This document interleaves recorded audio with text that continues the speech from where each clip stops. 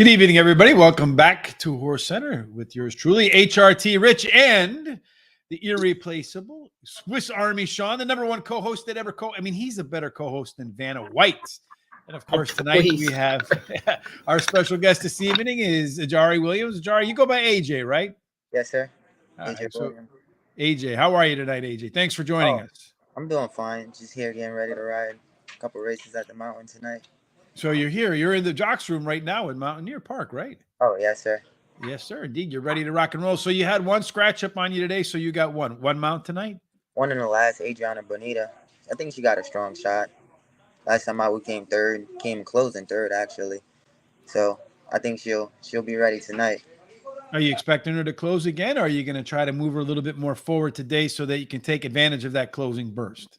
Well, we'll see at the break. Depends on how the break goes. And however, just put her in a nice position to strike and let her get her foot on her, let her place herself, and we go from there. Depends how the race play out. So speaking how races play out, I wonder, you grew up in the Virgin Islands, right? Yes, St. sir. Croix? Is that Yes, right? sir. I actually grew up in, I would say, all islands. St. Croix. I went to high school in St. Thomas. And my family, they're from Tortola, the British Virgin Islands also. So then you have dual citizenship? Not yet. We still got some paperwork that my dad and my family got to deal with in order for me to have that first. Uh-huh. All right. So as far as coming from the Virgin Islands, what makes you want to leave the islands to come ride? Like I think what is it, Mahoning Valley in Ohio? You got snow, it's freezing. You're used to bathing suits, almost no clothes, so sand in your toes, and now you got to trudge through the snow. What was that transition like? Well, it was pretty rough. I'm not gonna lie to you. It was from being going to 82 degrees in sunny weather every day to the cold, and my first time experience it. Oh man, like it was bad. It was very brutal. I didn't like it at all, but you just had to stick it out and toughen up. Were you thinking about laying down in your bed and just cuddling up and going, "What the hell was I doing?" What were you thinking?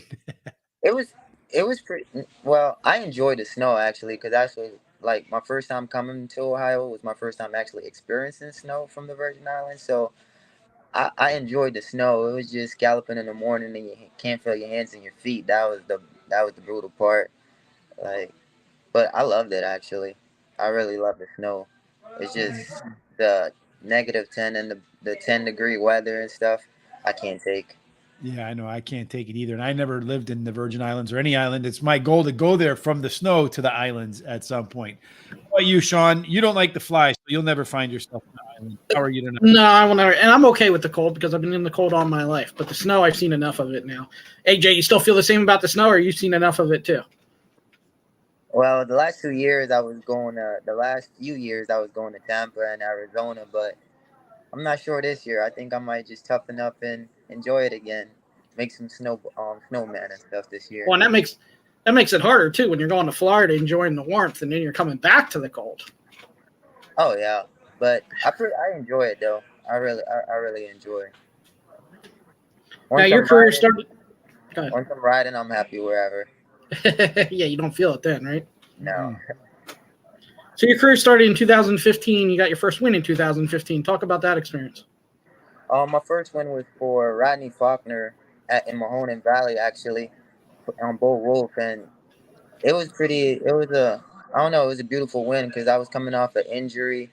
When the first week I started at Thistledown, I got injured. I dislocated my shoulder, fractured my rotator cuff. So that was actually my fifth race back from the injury. It took me out all summer, so it was pretty good. And I had my dad there with me, visit from the island that week.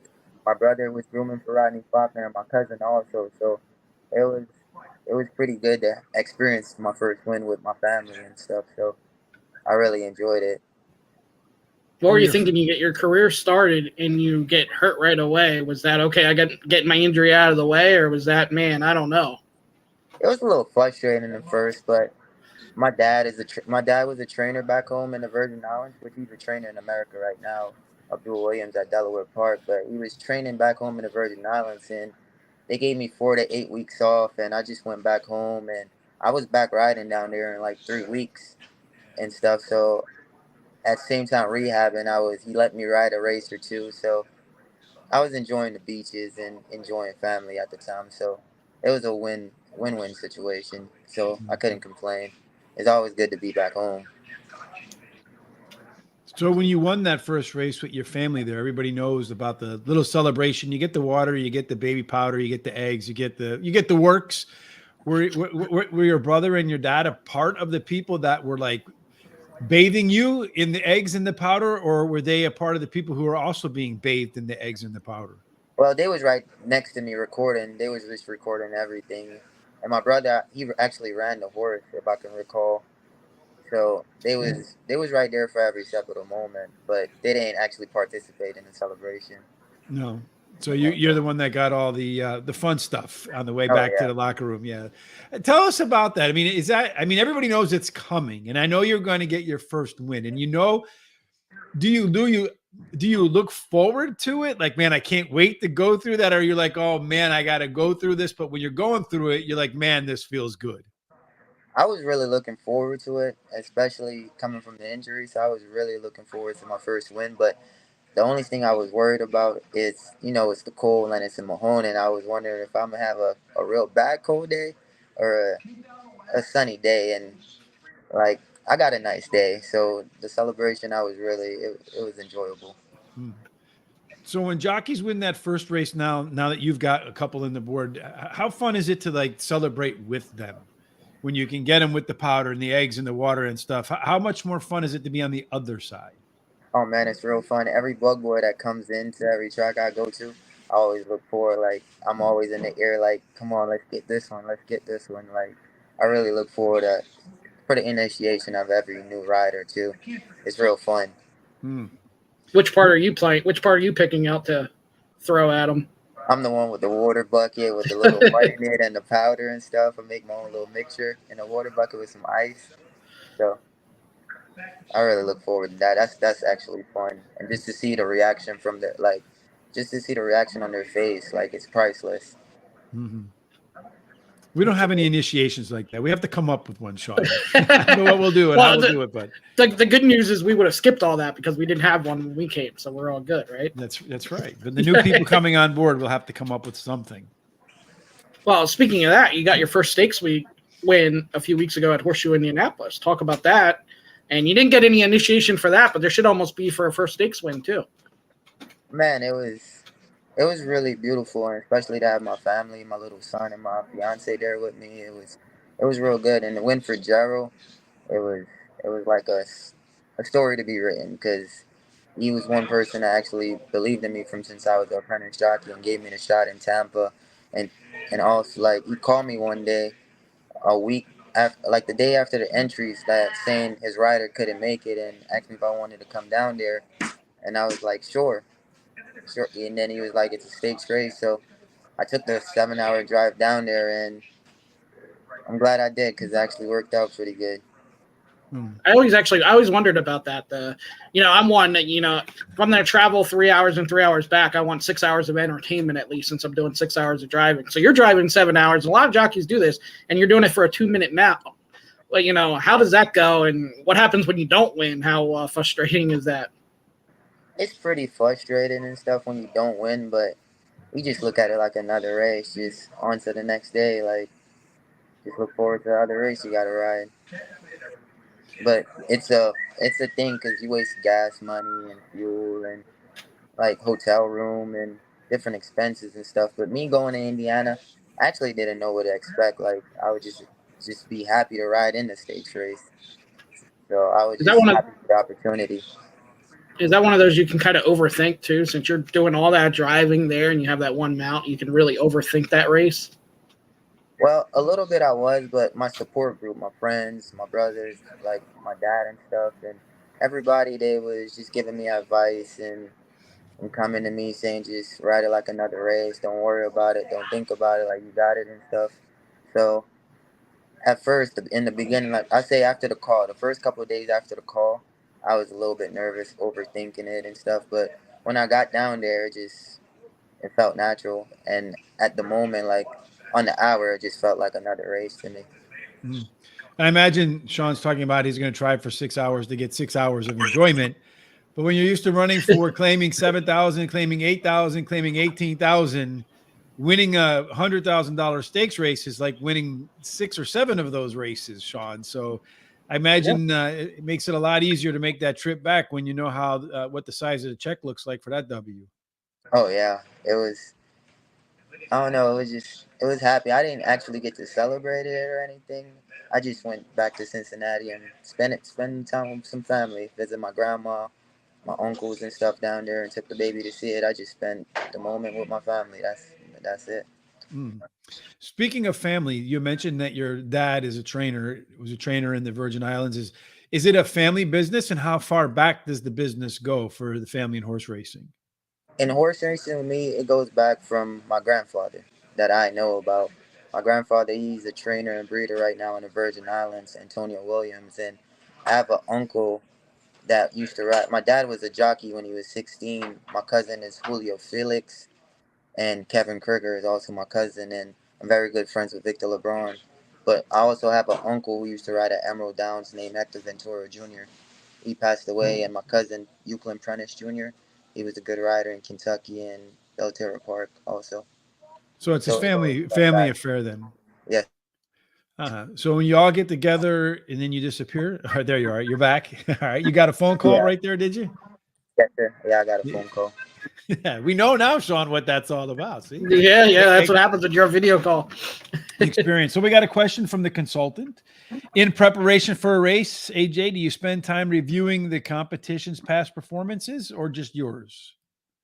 No, I spent time going over all the horses in the race and watching where they place itself and just watch everything, like the times, like just to see where my horse is gonna be laying, what horse got the speed, just where to position my horse. And so I watch mostly all the horses in the race, So not you just you mine. mostly watch video, not the whole lot with the past I watch performances. I watch videos. I watch all the videos of my horses. Watch the videos of other horses sometimes, and read the programs. I do the nine works when it comes to every race. Mhm. 4,000 claimer, even to our allowance. What's the first thing Preparation. you're looking at? What's the first thing you're looking at when you're looking at like the PPs? Well, I look at for my horse. I look for the best race the horse ran. If I don't never rode the horse first, I look at the best race the horse ran, the distance that we're running, and just the times and the other tracks and stuff. And then I go over the replays of the horse to watch what happened in the past races, the good and the bad races, just to see where I can improve the horse and where I can do better when I ride it. What are some of the differences between Mountaineer, Mahoning Valley? You went to Horseshoe Indianapolis. What are some of the differences with the tracks and the horses? I would say in Indiana is definitely better quality horses, better purse, I would say. But other than that, it's basically the same thing.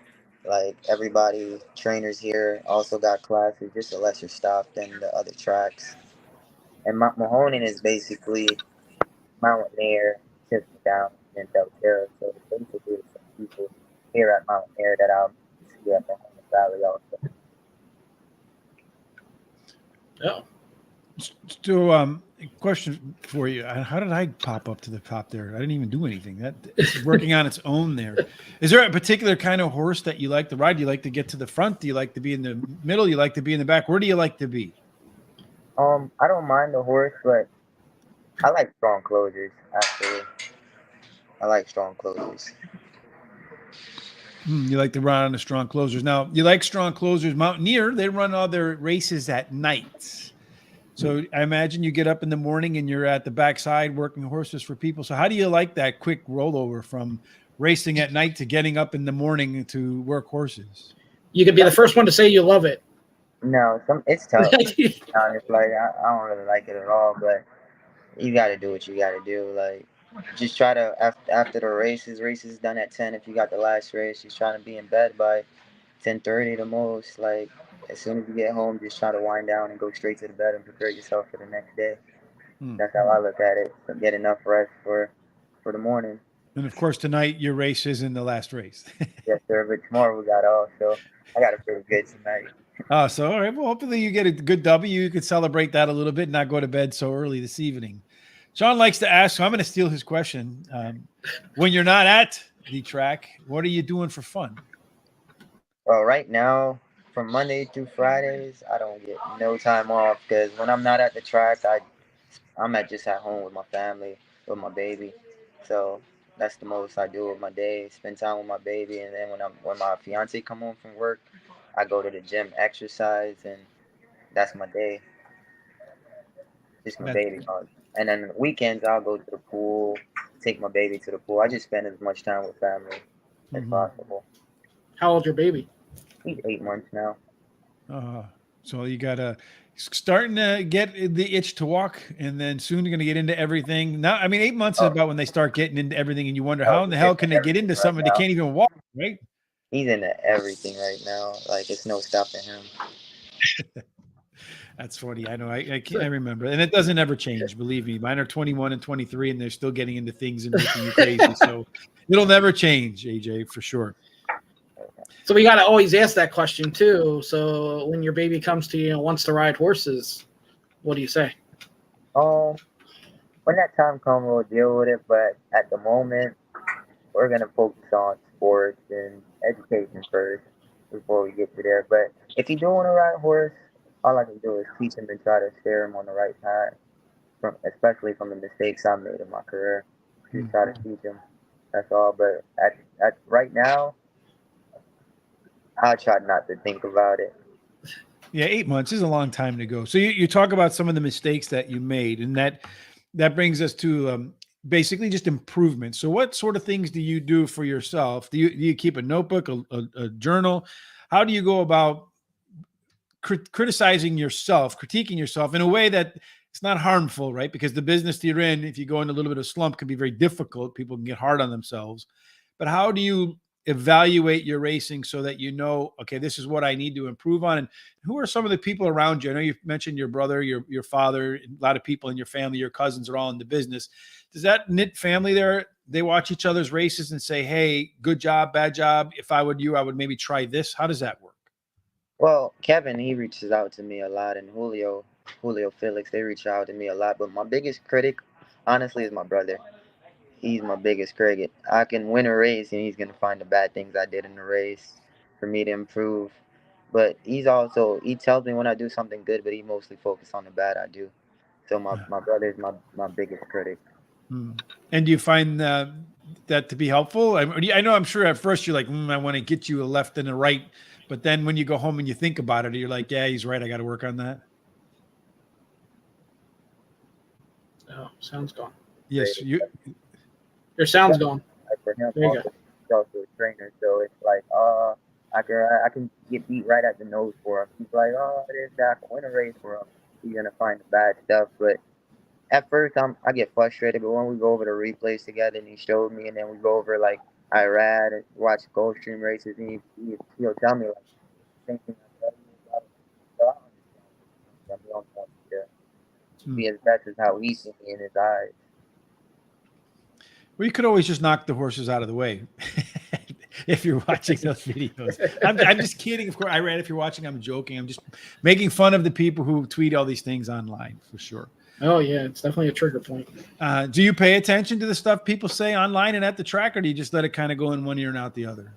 Well, no, not at all, especially not on Facebook. Like, yeah, really bad messages, especially when I lose a race and stuff. So I just try to let it go. Like, just gotta not let it get the best of me at all. So circling back to that other conversation, what would the 2023 AJ Williams jockey tell the 2015 AJ Williams jockey? What's something you really would have told yourself if you could start your career over again? If I could have started my career over, the first thing I would tell myself is just let things go. Like, just focus on the future and not today. Like, and just don't let nothing get to me. Like, my attitude at the time was my biggest problem at the time. Like, I used to let every race get to me. Every race get to me, but now I'll tell myself just move on to the next one and focus on another race. You And have to have that baseball closer's mentality, right? yeah. Yeah, I can imagine that's for sure. So, what are your plans going forward? You mentioned, the night kind riding. You'd be the first person to say that you like that. Sean says, where do you see yourself in 3 to 5 years? Where would you like to be? In 3 to 5 years, honestly, I would like to ride at in Kentucky at the big stage in Kentucky, maybe a week, like wherever my career takes me, honestly. Like whatever opportunity I can get, I like to take right now. Like so, hopefully it's at the big stage right now. But Hmm. I haven't like other than riding at the big stages in the possibly a derby or one of them races. I just say whatever life takes me and whatever opportunity comes my way. Well, I think it looks like you're having a year where 2023. We're only in July, in the middle of July. Well, late July, excuse me. And then you're already on pace. It looks like to have your best career winnings year. What are some of the things that are going your way to help you have a career year? And do you find that the more success you have, the more phone calls you're getting? Um, like I would hope like I thought so, but honestly, after that race, it's just back to the same grind every day, and like I'm just waiting for that call right now, and I just hope the more I do better, the right opportunity comes my way. Hmm. The call that Rich and I are waiting for too, right? Yeah, capitalize the call. We haven't got one like last night. Last night's guests as an owner. So this is we had the owner's point of view last night as a jockey's point of view. When you have that race afterwards where maybe things didn't go your way and the owners maybe and the trainers a little bit hot, right? Letting you have it. How do you deal with that? Honestly, I just apologize, say I'm sorry, and or just stay quiet and let them get at me. That's all you can do is just stay quiet and let them blow the steam off. Hmm. Just try not What to up? say anything bad that you'll lose the opportunity next time. Hmm. I know you don't get it a lot at Mountaineer, but you do have some turf racing. Do you prefer well, every jockey so far has pretty much said they prefer turf over dirt. Are you going to be the first one that says you like dirt better? No, I like the turf more than the dirt. Man, we keep trying to find these. Well, why do you like the turf better? Um, it's just to me, it's more faster and it's more like you stay cleaner.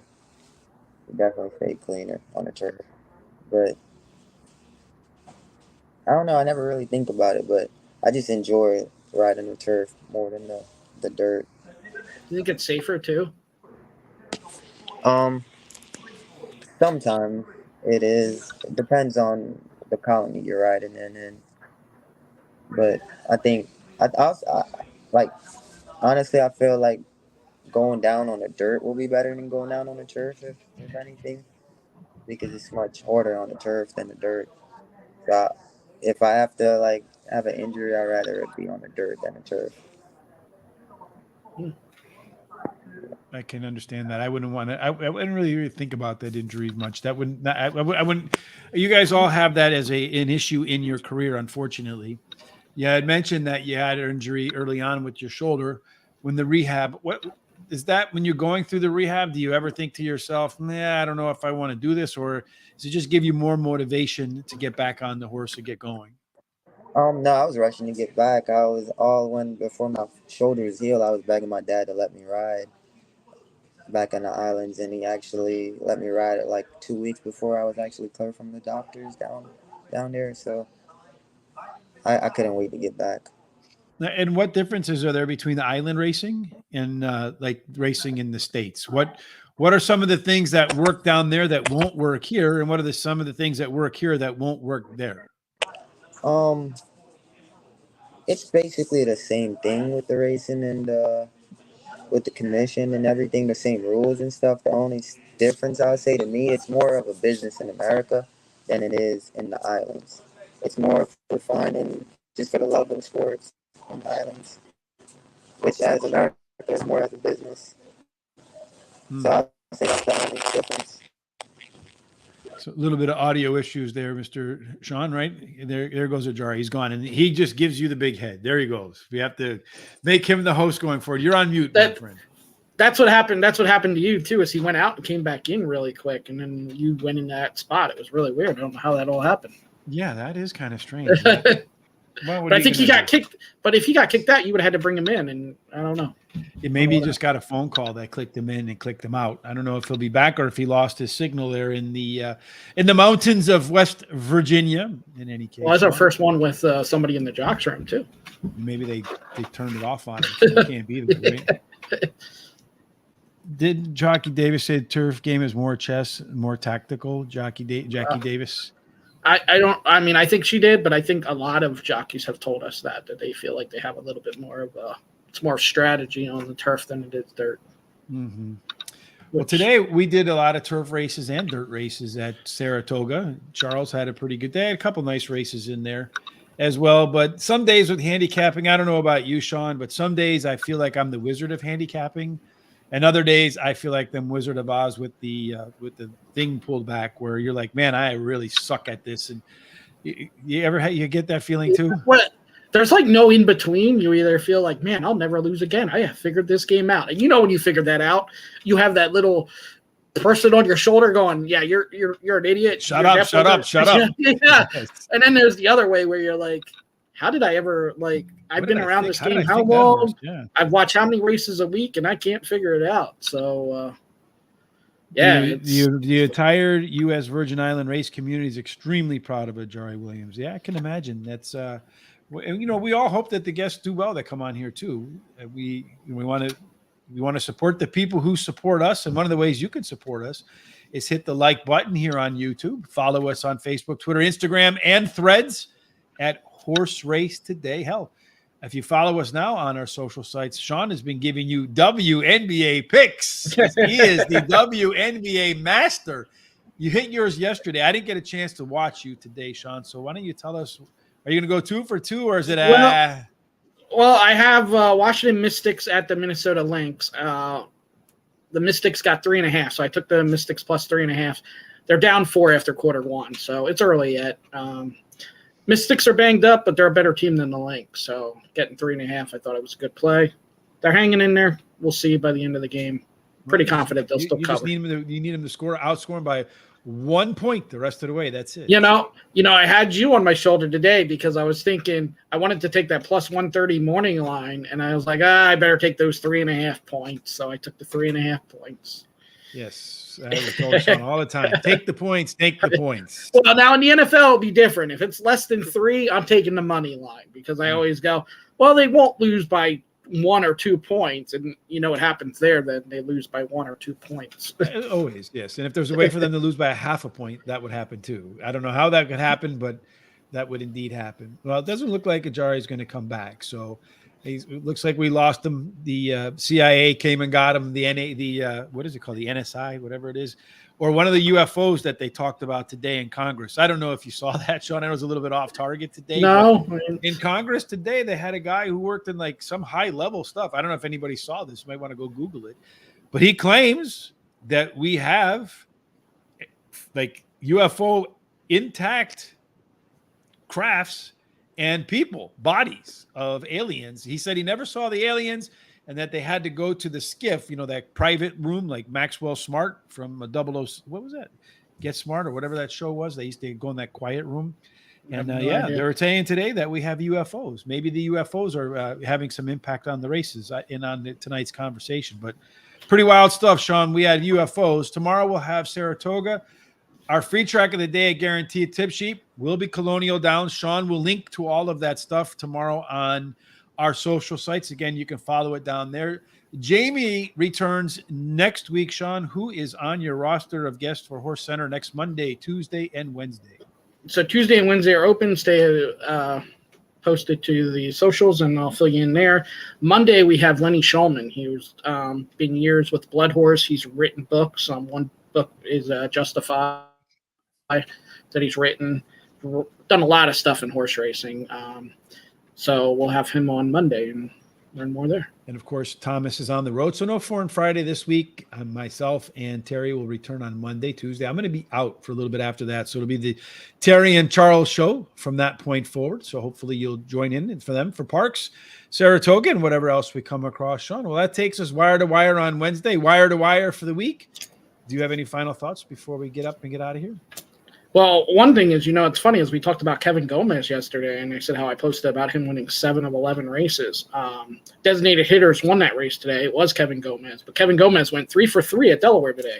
He's now won 10 of his last 15 mounts, which I just think is crazy. And, when you get stats like that, too, I don't think, in 15 races, he had the best horse 10 times. I truly don't believe probably that. 15 times. And No. Yes. So, you didn't know that was coming. He's on a hot streak, and even Rob said it was all Kevin today. So he wasn't shaking his head then. No, he wasn't shaking his head. He's praising Kevin. Did he have black? Did he have black on today? That I don't know. I should have asked him. You should have asked him for sure, huh? Yeah. Gave no head shakes today too. I'm curious if he was wearing black today, because last night he said if he wears black, he's serious about his chances to win. All right, hopefully, what's up, fellas? What's up, Razor? We still got to get together. No problem about that. Jockey today heard at Finger Lakes. They cancel rating after the issue, I think. So, Sean, can you look into that? Yeah, I've heard about this. I have not seen it yet. I believe it was Oscar Gomez was the jockey. But I heard about him canceling, but I think it might have been that the ambulance didn't get back in time or whatever. I don't know how serious it is. But I'll try to find out what I can, but I don't really necessarily have a link to Finger Lakes and Oscar Gomez. I mean, I could try to do what I can. Yeah, see if you can. And Sean, of course, will post that on all of our social sites. Well, we certainly hope that tonight, for the rest of this evening, for this hump day evening, and before we get back together again tomorrow, Charles and I, the Big Boopa, who made his big return, triumphant return today, we hope that you have God's grace, God's favor in every single thing that you do between now and the time we meet up again, ends up in the winner circle. Indeed. Thanks for joining us. Look forward to getting back together again. Have a wonderful night.